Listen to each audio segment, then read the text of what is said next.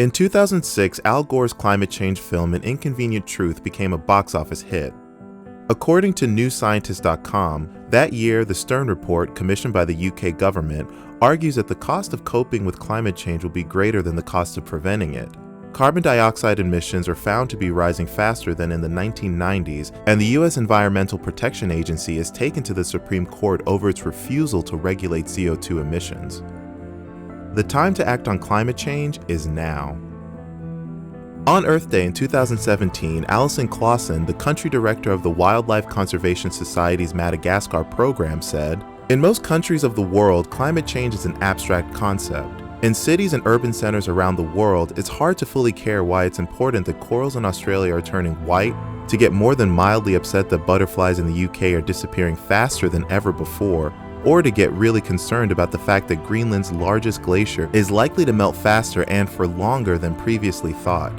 There are many reasons for this, but mostly because it all seems so far away and the quantities that are mentioned seem so small.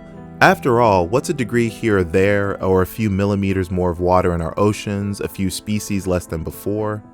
Recently, NASA stated, "The planet's average surface temperature has risen about 2.0 degrees Fahrenheit since the late 19th century, a change driven largely by increased carbon dioxide and other human-made emissions into the atmosphere. Most of the warming occurred in the past 35 years, with 16 of the 17 warmest years on record occurring since 2001. 2016 being the warmest year on record." In February this year, EurekaAlert.org said, "A team of scientists reporting in the journal Nature Climate Change say that negative impacts of climate change on threatened and endangered wildlife have been massively underreported."